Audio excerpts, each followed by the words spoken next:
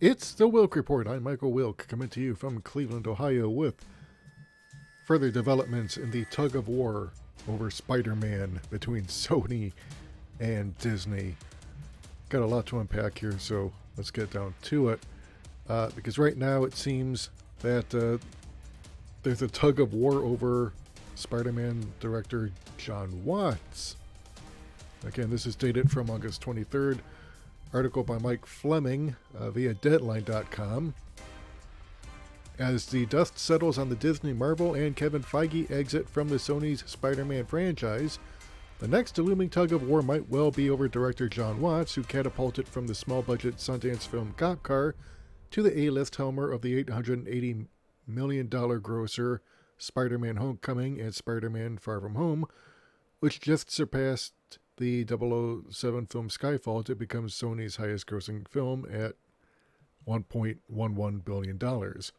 I'm told that Watts was only bound to the Spidey franchise as director for those two pictures, and that it's no certainty he will be back to direct Tom Holland in the third installment, being written by Chris McKenna and Eric Sommers. They wrote the record breaker Spider-Man Far From Home. I'm told he's being courted by Marvel. It's understandable that Marvel and Feige would want to keep things going with Watts. Feige has a strong track record of helping to change the career trajectory of filmmakers who wouldn't have been automatic choices for mega-budget superhero movies, from Joe and Anthony Russo to Taika Waititi, James Gunn, and Scott Derrickson. As for one-upsmanship, there are bruised feelings between those studios over the Rashomon-like press narratives that followed Deadline's scoop over who did what in dismantling a brilliantly orchestrated introduction of a hit superhero franchise. It's gotten so bad that some wonder if it would even be possible for them to rethink things and come to terms on Spider-Man. Alright, so yeah, and then it goes ahead and rehashes what we've been seeing over the past week. But now we've also got Kevin Feige doing damage control for Disney, saying it was never meant to last forever. Yeah, right, Kevin. Yeah, tell us another one. All right, Marvel Studios president Kevin Feige has issued his first public comments about the Disney-Sony dispute over the future Spider-Man film financing. I'm feeling about Spider-Man gratitude and joy, Feige said, speaking at D23's Entertainment Weekly booth. We got to make 5 films within the MCU with Spider-Man, 2 standalone films and 3 with the Avengers. It was a dream that I never thought would happen. It was never meant to last forever. We knew there was a finite amount of time that we'd be able to do this, and we told the story we wanted to tell, and I'll always be thankful for that.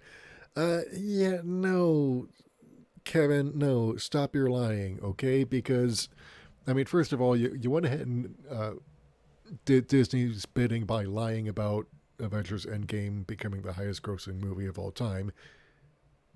It didn't. That record still belongs to Gone with the Wind, and Avatar and Titanic both still top Avengers Endgame regardless of whatever spin you try and put on it. So yeah, but yeah, then it goes back, again into rehashing Mike Fleming's scoop on the 50-50 co-financing stake. And of course, sources said that the original Disney offer was more reasonable. So, but here's the thing: is that the more I learn about this, the more I come down on the side of Sony. And I don't like having to do that because Sony really screwed the pooch on Ghostbusters 2016. They had a chance to make a direct sequel to Ghostbusters 1 and 2. They blew it. They put in Paul Fatigue, who then went on to make a total reboot that wasn't even very good. And then, of course, Sony also screwed up the previous Spider-Man franchise after Sam Raimi's movies were finished, because basically Raimi got to make the movies he wanted with Spider-Man 1 and 2, and then for the third Spider-Man movie that he directed, then Sony started interfering with production, and then of course, after Raimi was done, basically he didn't want to put up with Sony's bullshit anymore, and so he and star Tobey Maguire left, which helped galvanize a reboot starring Andrew Garfield. And Alex Klutzman was the asshole in charge of those movies.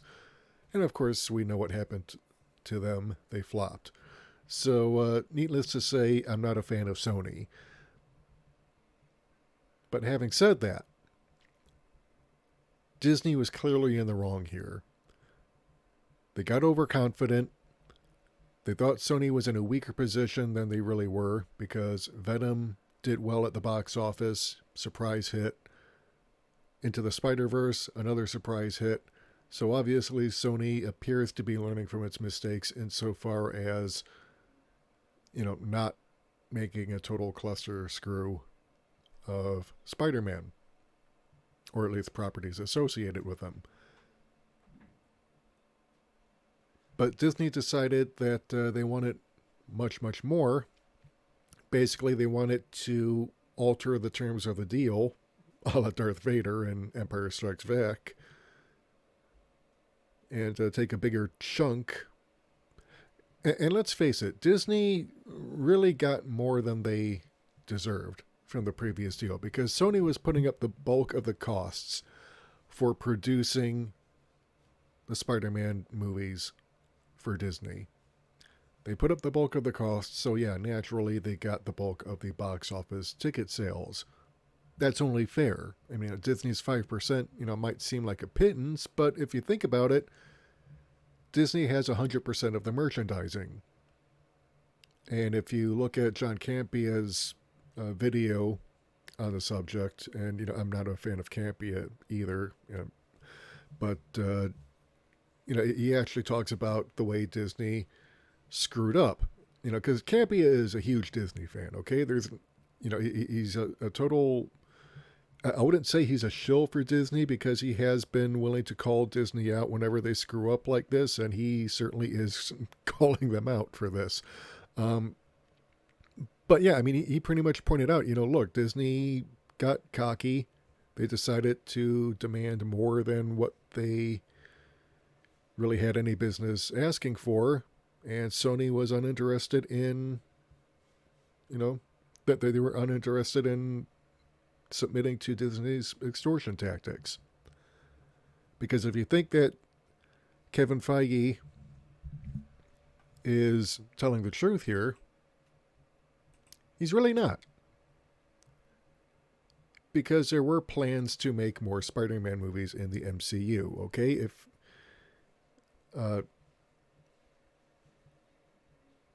So, I mean, even the article here, Sony declined to meet the terms that Disney set out or even counter with anything worth considering, and it was aggressive stance by Disney. So, and also points out that they own the merchandise on Spider-Man and a tough nut for Sony to swallow, giving up half of its most valuable franchise. But these talks had been going on for some time. So, if you think that Disney wasn't planning on making more Spider-Man movies after Far From Home, I've got a bridge in Brooklyn to sell you. Of course they were always going to try and make more Spider-Man movies. That's why they wanted to get more control over the property from Sony. And Sony was not about to budge, okay? They're not going to give up. I mean, basically, whether it's Sony or any other company, no company would accept the terms that Disney was offering. Whether it's Sony, Warner Brothers, Universal, none of them would have taken the offer, the terms that Disney offered if they had owned the property.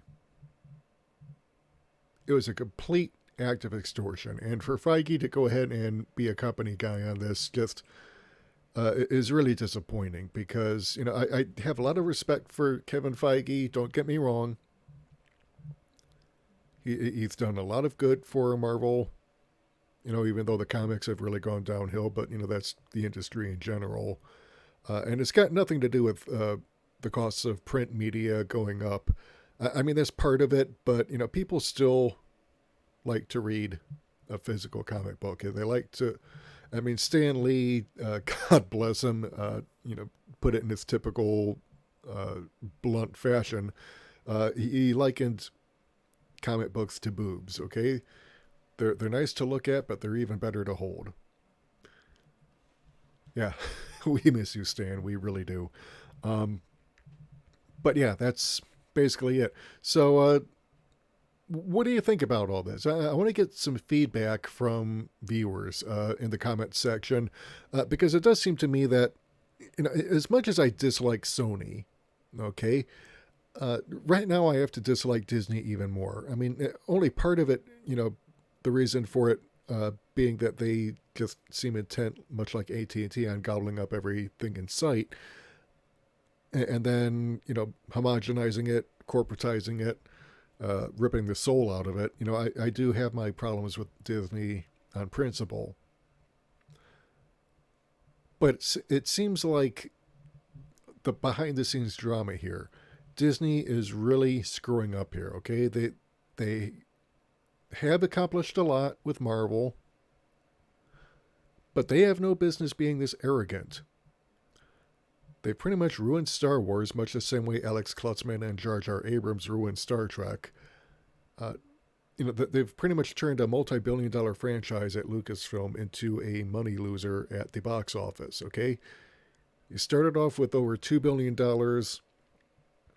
for The Force Awakens. Didn't quite match the inflation-adjusted gross for the original Star Wars, but it came pretty close.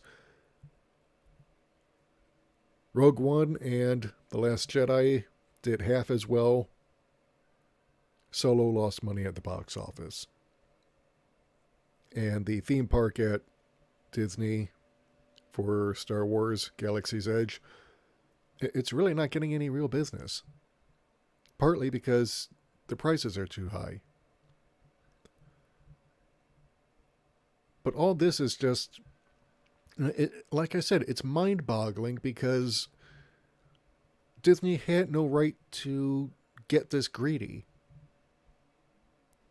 Sony is well within its rights to say no here, as would any company where, the bigger corporate giant tries to extort you. So I want to hear your thoughts. Do you agree with what I'm saying? Do you think I'm full of it? I want to hear from you. If you like what you've heard and you want to hear more, hit the subscribe button and the bell icon to receive notifications whenever we upload new content. And if you want to help support the channel, keep the lights on, help us bring you more content, head on over to our Patreon or Subscribestar page. We can't do this without you. Until next time, this is Michael Wilk for the Wilk Report saying take care, good night, I'm out.